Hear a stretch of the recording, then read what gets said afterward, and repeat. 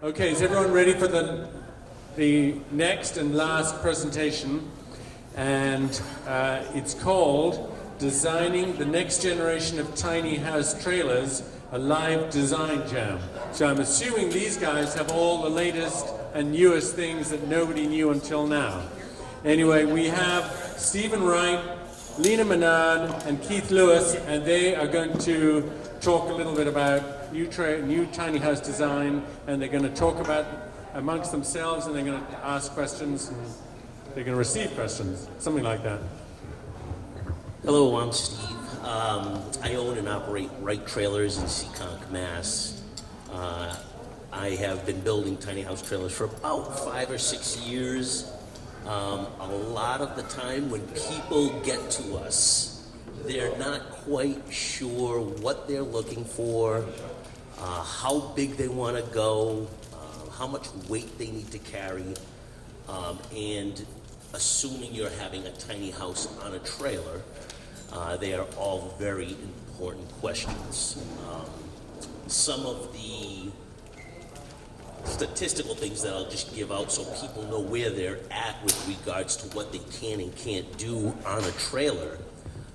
Width is 102 inches, you're 8.5 feet wide max.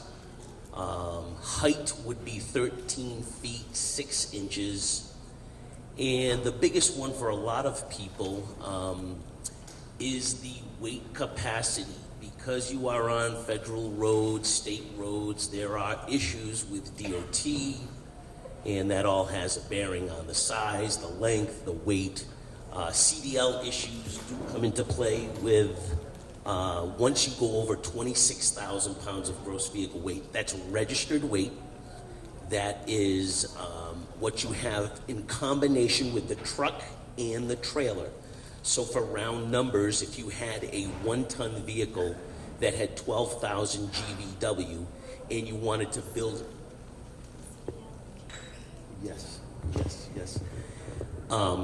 you had a truck that's gross vehicle weight, registered weight now, regardless of what you're carrying, of 12,000 pounds, if you had a trailer that was, say, 24 feet long with 2 7K axles at 14,000 GVW, in theory, legally, you would need to have a CDL Class A license to carry that. So, I mean, that knowing some of this stuff will help and decide which direction you want to go, how big you want to go. And I would say a 24-foot trailer typically is about 14,000 GVW. You need to make sure that you consider the weight of the trailer itself. So if you have a 14,000 pound trailer that's rated at 14,000, let's say the trailer weighs 2,500, that means you're putting 11.5 on it. And so you need to know what materials are going in it, how much weight you want to put on it. I think those are all natural questions that should be asked, and a lot of times people come to my desk and they don't know really where to start, how long they want to go, and so on and so forth. So, but aside from that, we've done a lot of work for Yes Tomorrow. We've done a lot of work for Wheel Pads. I've seen a couple of our trailers out here in passing. It's been a little bit quieter for us doing the tiny house frames. We do quite a bit more in the industrial and commercial end of things. So it's just it's a supplemental thing to what we do. We enjoy working with the people that come in. We can build any frame that you could ever imagine, whether it's dropped, flush, frame extensions. We've built them 11 feet wide over width, dropped axles, torsion axles, spring axles. We have a dry erase board when you come in. We sit down with you. We explain all of the things that you should consider. So yeah, that's a brief introduction. So I'll give it over to.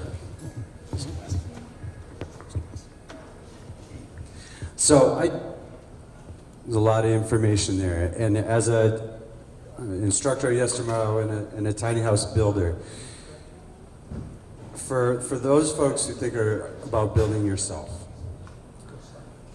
there's a big, everybody's looking at their budget, they want to repurpose materials. I'm a huge advocate for repurposing materials. I am absolutely, strongly, 100% against repurposing trailers. This is very common. I've heard, well, if I go see Steve and I ask for a tiny house trailer, we can expect it's going to run somewhere in the 5 to 10, 8,000, depending on the size you want to be. So, trailers may not be as sexy on Pinterest as, you know, the pallet wood wall treatment you did on the inside of your kitchen. However, hands down has to be one of the most important components of your tiny house. This is somewhere that I strongly suggest that you go see a gentleman like this. And as far as understanding how much weight it needs to carry, if you've already gone ahead and made your lumber list and you know your size, your structure, you can get that information right from your supplier. They can give you the gross weight of the materials you just purchased. So, hands down, one of the most important things is your trailer and understanding what you want to do with it.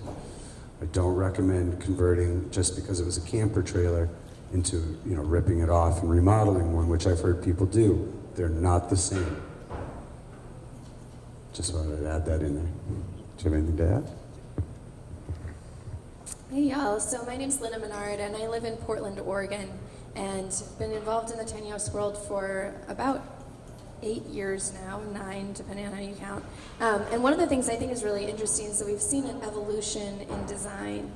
The first tiny houses that were built on trailers were typically built on utility trailers. So flatbed utility trailers, and people modified them themselves. There wasn't any other option, right? There wasn't anybody who could build you a tiny house trailer back then. So a lot of people were doing their own modifications, and a ton has been learned over the years. So I'll talk a little bit about West Coast later, but Steve, could you tell us what it is that you do that makes a tiny house trailer different from the kind of industrial side of your trailer manufacturing? Earlier today in the presentation, there was some stuff being shared with yestermorrow of a pad-style trailer. I see the diagram over here. I believe the pad-style design is from the West Coast, if I'm not mistaken, from Iron Eagle. It is by far the most prevalent frame that we do build. I don't understand all of the reasons behind it. I think there's some things that could be changed, but most people grasp that design, and that is a simple 2x6 by quarter wall design, a tube frame design, standing vertically, and then there is another 2x6 piece of tubing that is in front of the fender and behind the fender, and then around the perimeter of that, that's actually, 2x6 vertical, 2x6 horizontally, so it's almost like a reverse L, if you will. And then at the end of that is a 2x3 by quarter piece of angle. So it's almost like an upside down L, like this, if you will, and the house sits on it. And they did a great presentation on it today, earlier. I don't like the idea of tubing, especially painted, because the inside of the tube will eventually rot. I don't know if you can quantify it and how long it would take to do that, but it will. Also, if you are not careful, if you get any water inside of tubing and it freezes and does not have a way to escape, it will split the piece of tubing in half if it freezes. So that's another big thing to consider. If I were doing a house, I would probably, and if money was no issue, I would probably do a tubing frame. One, because it has torsional, it is less susceptible to twisting. So your house going down the road, obviously that's a frame. On top of a trailer frame, it creates its own rigid design, if you will, once you mate the two of them together. But the tubing really does resist twisting, and more so than angle or a piece of C-style channel, if you will. In this particular case, C-channel is nice because you can paint all of the surfaces of it, whereas with a tube you cannot. And in the pad series design, the tube main frame has holes in the inside walls of the tubing so that you can fasten part of the structure of the home to the trailer. So that will rust unless it's addressed accordingly when you're building the frame of the home. But if I could use, I would use tubing. I would use that design. I wouldn't have a belly pan to it, but I would just make it simply flat on top and sit my house on top of that. It just seems a little bit easier than just doing things. And I would galvanize the frame because it will be the last time that you ever address any of those issues with rust, corrosion. It is costly. It's done by the pound. They weigh it in and they weigh it out. They do it in a dipping process in a big vat. And but ideally, if money was not an issue, I would galvanize my trailer frame. It makes a big difference, but it is very costly. And the other thing, one of the other things that I have not heard mentioned, I would use torsion axles. There are no moving parts. There are no wear items versus a spring axle setup, which is basically everything that you saw outside today, unless I missed some things. They work, they're true, they're tried, they've been around forever, they will be around forever, but they do have wear items on them. Equalizers, shackle links, spring eye bolts, springs themselves can all present various issues down the road if you are moving your trailer. They are a little bit easier to get or to find parts for. But if I were doing it, I would do a torsion axle. Independent suspension. There is a 10-year warranty on the suspension beam versus 5 years on a spring beam. It's going to give you better tire wear. It's going to give you a softer ride, which is going to be, there's going to be a difference there, I would assume, with holding the house to the trailer itself. But those would be some of the things that I would do. Galvanizing process, especially with tubing, you have to build the trailer a little bit differently because drain holes need to be in all sorts of different places and surfaces on the trailer so it does not capture the zinc. And so, yeah, there's a little bit more involved with building the trailer frame, but once it's been coated, it is something you would never, ever even have to consider or even look at, but it is considerably pricey. I wish I had some numbers for you, but I don't. But that's an ideal situation. Torsion axles, getting back to the torsion axles, that softer ride is going to translate into better brake usage, better tire wear, all of those things, depending on how often you're moving. I mean, I don't know how often people are going to be moving their home, but it is something to consider if that is going to be something you're doing down the road. So, but, yeah. So, a lot of technical details that go into building a tiny house trailer. I think at this point, for those of you who are here and are curious about trailers and tiny house trailers, we'd like to go ahead and open up the floor to questions, so we have the opportunity to address more folks and their questions. Is there anyone here with a burning desire to ask a question? I have a question for Steve. You brought up at the end there the idea that people might not be moving them that much, and I'm curious if you've ever built or have any thoughts around a trailer that maybe has wheels that can easily get bolted off, and then a frame that can be designed to then go up on a foundation of some kind. We did build a set of trailers for a company out of Connecticut called Wheel Pads. I'm not sure if anyone's familiar with them. We do the trailer, and after the trailer leaves, we never see what goes on it, who's building what, where it ends up, and how everything works out. But I think they had in mind something that was somewhat portable with maybe just a trailer as a cradle, if you will. I don't know if they were planning on picking it up with a crane and just locating it. It was almost as if it was on a skid, if you will. Yeah. And so we've done that. And again, I don't know how that's taken off of them, if that's something that's, worked out to be well for them. Yeah. I mean, yeah. Any other questions? Yeah, they're not as popular. The question was if Steve builds gooseneck trailers. Yeah.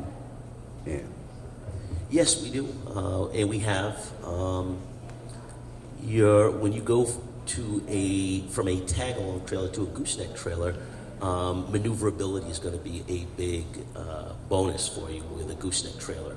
Backing it up, towing more weight. You'll be able to tow a little more weight where it's not, the pin is not at the back of the bumper, but over the rear axle of the towing vehicle.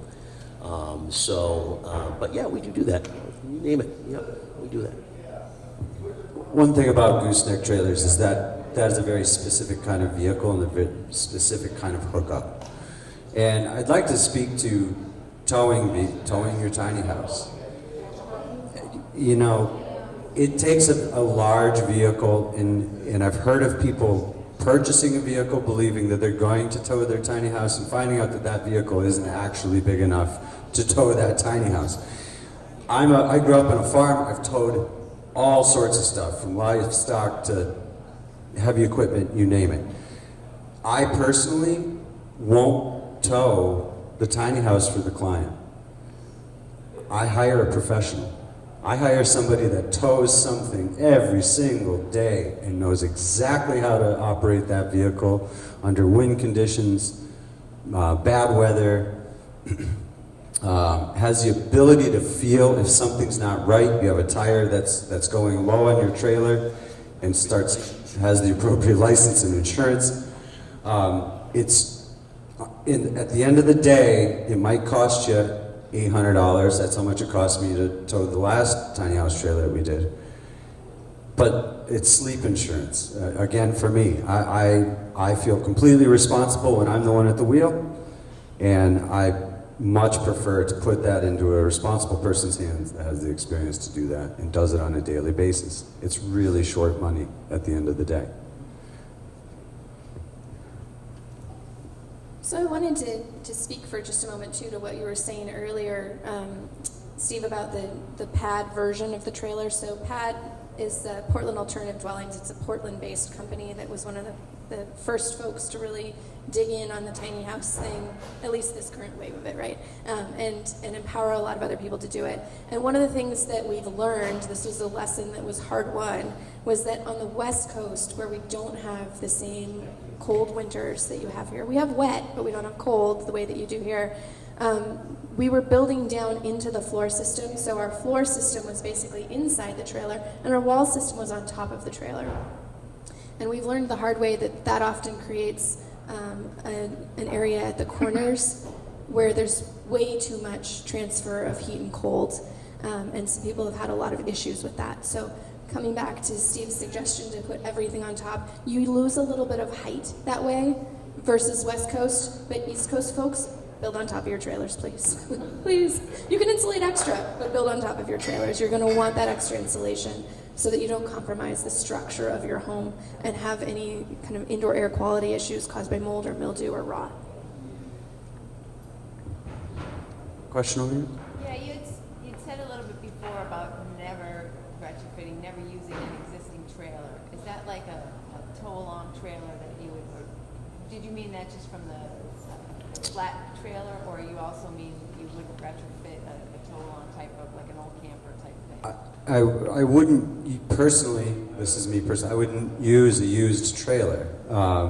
Even if your buddy is a welder, you know, unless you understand the load, the weight that you're carrying, especially in your structure, there's a little bit of, as Steve said, he doesn't necessarily know what's happening to this trailer once it leaves his shop. And I'm going to come in and I'm going to add all these structural elements from a design perspective and windows and all this weight all over the place. So it's important that that steel is 100% as strong as this possibly can be when I get my hands on it. Like he had said, certain trailers, they'll rust in places that you don't see.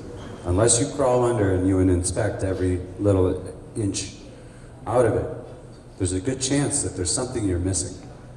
And for my money, I would much rather start with a clean, new trailer that hopefully, coming out of Steve's shop, is 100% and go from there. You know, I've seen over the years a lot of things fail, just wear and tear.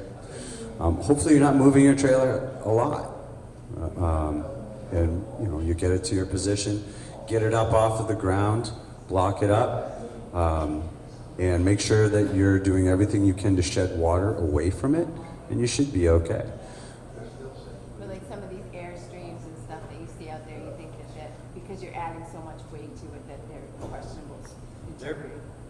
So campers, Airstreams, those are built to auto standards.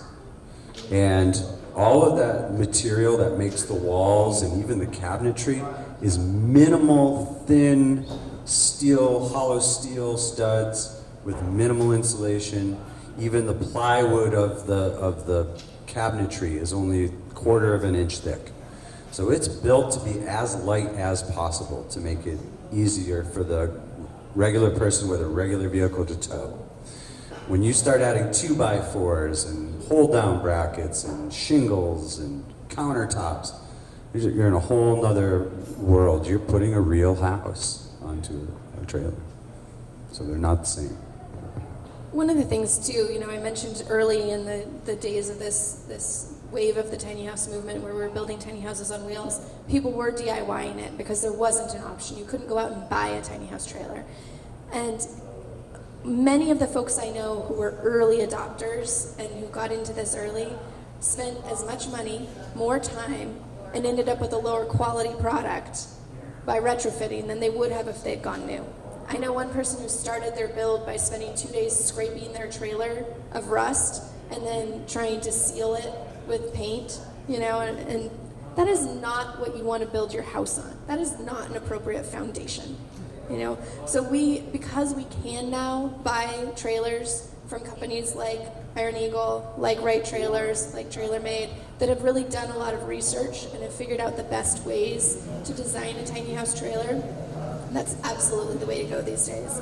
And anytime that you're talking with a trailer manufacturer and they cannot tell you how to attach your house to that trailer safely and securely, walk on, right? I've had this conversation at several different events with folks where I'm like, cool, tell me about your attachment method. And they're like, oh yeah, you just attach the house to it. I'm like, yeah, talk with me about that more. If they can't explain it, don't do business with them. Because it's critical that your floor system, your wall system, your roof system are all connected to your trailer. This is critical. What is the current best thinking on attachment systems? You know, is it threaded rod welded onto trailer so you can bolt your? Yeah. So talk about what's So for connecting to the trailer, what I spoke to earlier, actually, could I have that metal bracket and the other one next to it? We did a talk earlier, in case you missed it, this is a hold-down bracket. So what we do is, there's a 5/8 hole already in it. We drill through our floor system, through the steel box square tubing, down to the other side, and then we will bolt through the steel trailer, through our floor system, through the bottom plate of the wall, and hold it down with a nut. From there, we're going to use all of these little holes with little fasteners to fasten to what I call a king post or a queen post. That's one of the main structures holding up the roof. So now you've just tied your wall system through the bottom plate and your stud, through the floor system to the trailer directly. Likewise, when you get up to the top, you can flip this thing upside down and go through your top plate and then bolt it to your rafter system. So there's a few different methods. You could use threaded rod to go from top to bottom and then through, and then likewise I might even ask Steve, hey, why don't you throw a couple of rings on the base of the frame of this trailer so when I am out there on a high wind cliff overlooking the west, Lake Champlain, wide open to the elements, when those 70-mile-an-hour winds come across there, as they do, trailers are rocking, but I'm not in there because I'm running for something more stable. So it's a way that you could anchor your trailer to to the ground, either a heliac post or, I mean, even a driven anchor, something that you can bolt this thing down. And then your entire assembly, your wall system, should all be connected. Whether you're using brackets or extra sheathing, things like shear walls, I mean, we could go on into detail on that. But Simpson has a catalog of all sorts of great stuff that helps you with that. Any other questions or anything else? I'm sorry, I missed what company you represent. Wright Trailers Incorporated in Seekonk, Mass. Any other questions? Yeah. I was talking to one of the tiny houses, and is that different laws to hold and the weight that you can tow the truck, the tiny house? So I did in Massachusetts. The weight limits I think is 10,000 pounds, something like that. I'll explain that to you. So you're talking in reference to CDL issues? Yes. Okay, so as soon as your gross combined weight of truck and trailer exceed 26,000 pounds, if it exceeds the 26,000, you can be exempt from that as long as your trailer is rated at 99.90. And in the commercial and in industrial areas, we rate them at 99.90 for the commercial and industrial people so they can get around that CDL issue. So what does that mean? So if my gross vehicle weight, let's say my truck is a big truck, let's say it's a big F550, that has a gross vehicle weight of 19,000 pounds. So you're very limited if you don't have a license as to what you can carry. It would have to be 10,000 pounds and over. I mean, and under, I'm sorry. Please forgive me. So in essence, if you had a 3/4 ton truck that had a gross vehicle weight of maybe 10,000 pounds, you could put a 14,000 pound trailer on that. 14 and 10 is 24. You do not need a special license for that vehicle. So, and it changes all of the time depending on the vehicle you have. A half-ton truck might be 9,000 pounds. A 3/4 ton truck may be 12,000 pounds. There are different factors: transmission, rear end, motor. All of those things determine what your truck is rated for. So it's when you go over 26,000 pounds. If you're over 26,000 and you don't have a CDL Class A license, you will probably get in trouble one day or another. So if you're over 26,000, under 10 on the trailer, okay? Thank you. I want to do a quick little recap here. So buy a new tiny house trailer that's designed for a tiny house.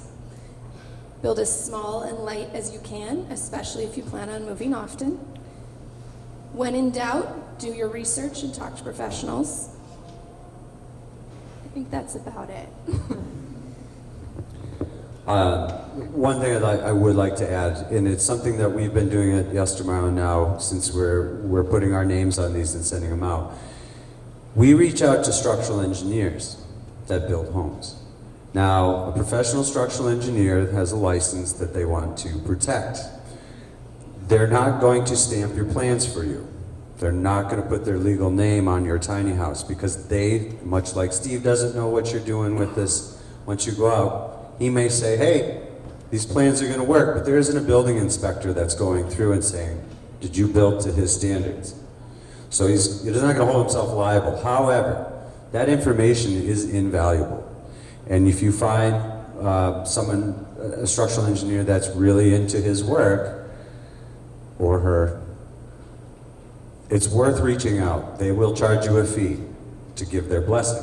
They'll review your plans. They'll make suggestions for you. We have been doing this now. I'm a builder. I've been building for 20 plus years. But I don't have all those numbers and calculations that I need right at my fingertips to make sure that this structure is safe in conjunction with the trailer. So you can give all this information to a structural engineer, say my weight capacity is this, my lumber package is going to weigh this much, this is the vehicle I want to tow it with, this is my prescription in my design. You give them plans. They can take all that information and run some calculations and tell you whether or not that's going to work. The last one I just did, we made a prescription for it. They said, oh, that looks really great. One thing, just to add extra, for a little extra security, is add these metal straps around the top of the roof assembly, just because of the shape of it. So, this very valuable information. Again, you're not going to get a certified stamp on your plans for a tiny house on wheels. You're not going to do it, because there's no building inspector that's making sure that it's built to those standards. It's different if you're building on a foundation and there's a zoning and you have to apply for permit. Well, it's different. Then an engineer more than likely is going to, and they're going to charge you for it. So it's just something, even though you may not get a stamped set of plans, well worth the investment to reach out to a professional that understands these calculations.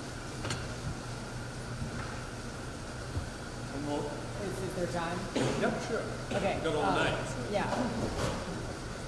I'm curious if you three agree with or disagree with the idea that you should seek a trailer that has additional weight capacity than what you think you're building will weigh. Like, my building is going to be about 10,000 pounds. Should I get a trailer that can carry a little bit more than that? Or if in theory the trailer can tow 10 and the building is 9,990, like?